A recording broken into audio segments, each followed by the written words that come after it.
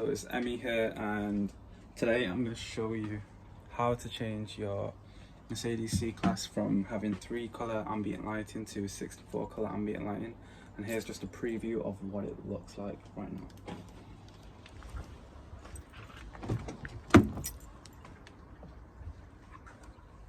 So as you can see, we're going to install the ambient lighting vents and also the 64 ambient lighting kit as well. Looks really good. So let's get straight into this.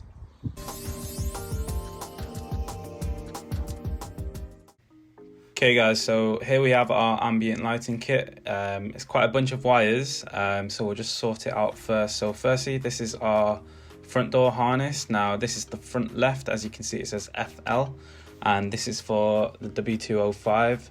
Next we move on to our footwell lights. So as you can see, both for passenger and the driver's side. We'll move on after that. So that's the front right door. Now mine is a coupe, so I only have 2 doors, so I only need them. And we'll move on to the pins. So it comes with 4 pins. Now what we have to do is wire this into our door harness, and that will transfer basically the signal into the cockpit from the door basically. So this is the full harness there for you, and it also comes with 2 extra ambient lighting LEDs as well. This is also for the center console right there, so the 4 ambient lighting and also the Velcro pads to hold it in the actual box. Now we'll move on to our vents. As you can see, it comes with 5 vents, 3 for the middle and 1 for the passenger side and 1 for the driver's side. These are the turbine vents, and it also comes with the wiring harness for that as well. Now there's 2 T30 Torx screws which we need to undo, 1 behind that door handle and 1 also underneath the armrest part. And once we've done that, we can then try and pop off the door panel. Now we can use do this by using a pry tool. So I find it easiest to start pretty much from the bottom left corner, and that seems to pry it off pretty good. And we just work ourselves around the edges. And then lastly, we take off the top edge. Try not to break the door pin around there, so be gentle with it and just pull it off around there.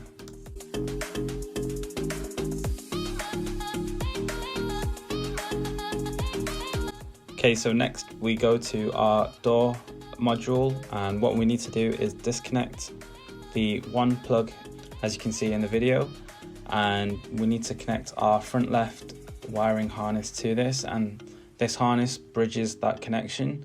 So as you can see, we plug it straight back into the port that we just took out, and then we just connect that connector back into our new harness.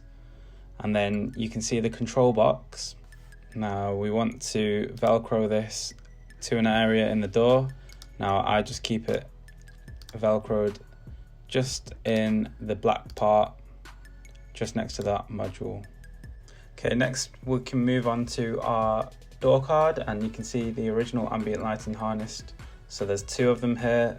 There's also a 3rd one, but I haven't shown it on the camera. 1 behind the controls and 1 above the door handle, and then there's also 1 further down near where the door pocket is. Now what we need to do is remove the original ones, and then the harness that we've connected on the door, we can put our new ambient lighting harnesses in there. So all you have to do is just pull up on these, and then with the new ones you just push it back onto the new strips.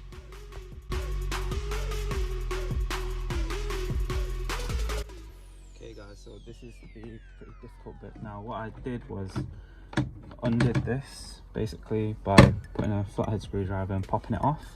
Then you can reach your hand round to the harness just over on this side here, and then you lift up, I'll just show you just here. So just to release this harness, you want to pull up like that, and then it'll slowly bring the connector away. I'll just do it off camera, just give me 1 second. Okay, so as you can see, the harness has popped itself out a little bit. Now we can pull this harness off and get it out. Now what we need to do to release this harness in the connector is we push upwards on it. So as you can see, I push up and it releases the connector. Now what we need to do is get our pins, and we need to wire these pins into the harness. I'll just show you a video of how I ran these pins through the actual cable itself, so through the rubber grommet. We just skipped to that. This was shot at night time. Okay, so we've routed the wire through the rubber grommet. Now I used the cable tie trick. Basically fed it through there, taped the wire and pulled it back down there. Okay, so to actually release the connector, we need to pry it up on the top of the connector, and as you can see, we can slide the actual connector out. And this allows us to put all the pins into the actual connector itself. And as you can see, you can just push it into literally any of the 3 connectors and make sure it's pushed in all the way. You'll hear the actual pins click into these little holes there as you push them through, and make sure they are fully through. And noting down also where you've placed each single color of these connectors, as on the other side you need to place these in the corresponding connectors as well. Okay, to pop up the door connector, we can just push it upwards and you can see it falls into the door.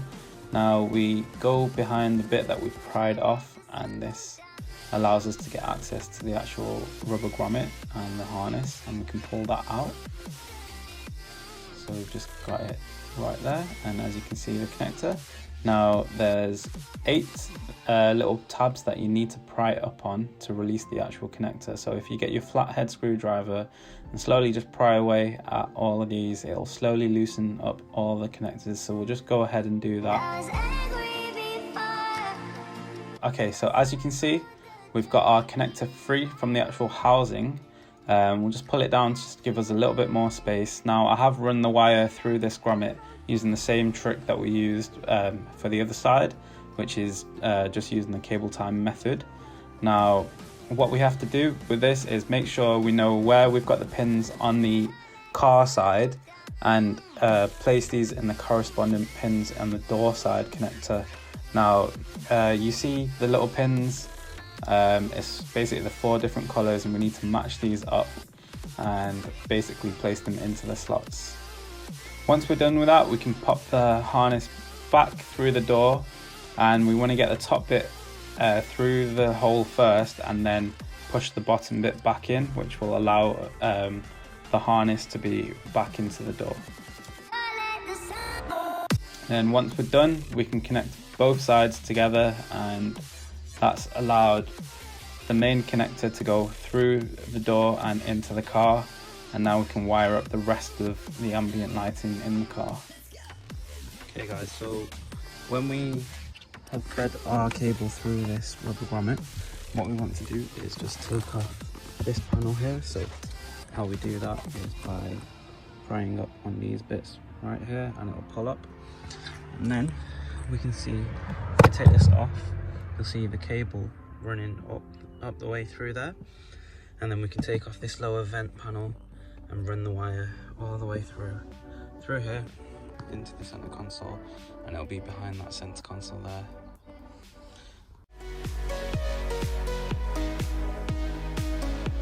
Okay, so we can move on to the center console now. So we've taken our center console out. As you can see, there's 2 emitting diodes at the bottom of the center console and 2 at the top. Now this powers the strip around the actual center console itself. What we need to do is disconnect the 2 at the bottom here.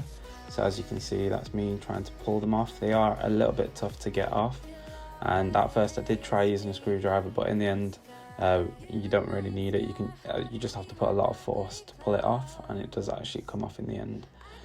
So we'll just move on to trying to get these 2 off, and you can, once you've got them off, you can just leave them hanging about anywhere really. So we'll move on. If we turn over the actual center console itself, we can go to the top 2 and just do exactly what you did on the bottom 2, and you just repeat that by just disconnecting the top 2 emitting diodes as well. Okay, so next we can run the wires for our new ambient lighting harness for the center console. Now there's 4 of these pins, and all we have to do is just put basically where the old light emitting diodes were, and just run the new harness in the same place. And we'll put these down the sides of each of the vents, as you can see, and then we can run the wires down the side of the center consoles, just so it doesn't get in the way of anything when we put the center console back in. And then we can turn the actual center console around once we run the wire down the side, and then plug in the lower 2 ambient lighting diodes as well. Okay, and now we can move on to actually getting the center console vents out. Now what we need to do is just push down hard on the 4 clips, and you can see it pops out just like that, and we've got the center console vents out. Now to transfer the ring from the old one to the new one, we have to get a flathead screwdriver and just pry up on these silver parts here. You will cause some damage, but you won't be able to see it when it's in the car. Now as you can see, we slowly pry it up and the top ring will slowly pop off. Now there's a couple of points where you can pry it up, and it did take a little bit of a while to do the first one for me, and once I've done the first one I sort of knew how to do it. So yeah, we just repeat this for every single one of the vents, so now there's 5 of them.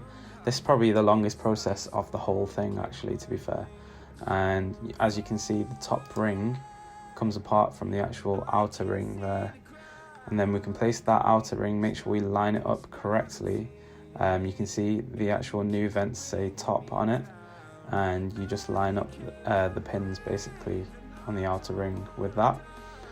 And there's also the top ring that we took off, and that'll secure basically the outer ring onto the new center console vent. So once we've done that with all 3 of them, as you can see, we have completed it here. Now they're all done with no damage, and you actually can't tell. So this is all onto the new vents. We can simply, as you can see here, that little mark there is where the actual ambient lighting pin goes into. And once we've done all this, we can simply just pop the new vents into the center console. As you can see, we're just doing that, so 3 of them. Now you have to line these up the correct way when putting them in, but it's not too difficult at all. And we've run our harness from behind, and now all we have to do is just connect the emitting diodes to the actual vent itself. So we'll just go ahead and do that. Okay guys, so next we've got the passenger and driver side vents to do. Now what I used for this was basically these 2 pick tools. Now I can just show you, there's 2 holes, 1 on each side of these vents, and you have to slot your pick tool in both sides and pull really hard. Now I have actually done this already, and I'm not gonna lie, it wasn't easy. And can you see the 2 little holes? That's 1 there and just 1 there. So you place your pick tool in that.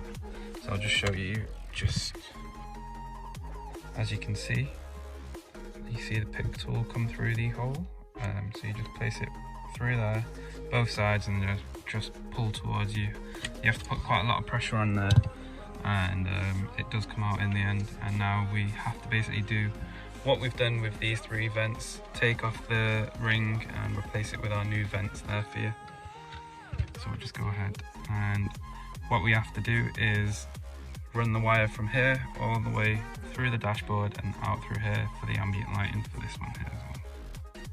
Okay guys, so change of plan. So what I've done is routed the actual ambient lighting through this side panel here. Now I'm taking this side panel off. You just pry it off, push it down just behind the glove box down here.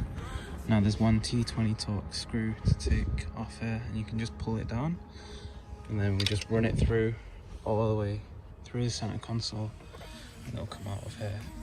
So yeah, much easier to do it that way. Okay guys, so we've ran our footwell light. So what we did was we took off this panel here, and we can push our old footwell light out through the top. and then we can run our actual new footwell light through this hole, and then we can run it through into the center console, and then it'll all connect into the middle. I've also done the same here on the driver's side, and very similar with the driver's side vent. So we've taken off this bottom panel.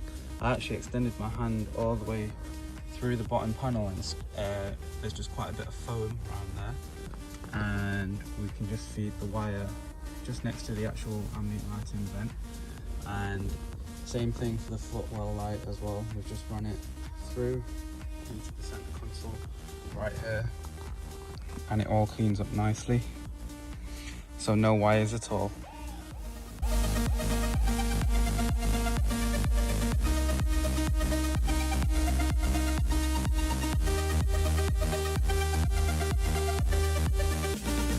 Okay guys, so here we have the ambient lighting. Come back, this is the nighttime shot. Now let's start the car up.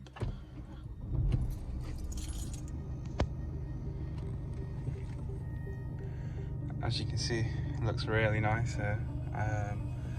We'll just cut to showing the different colours.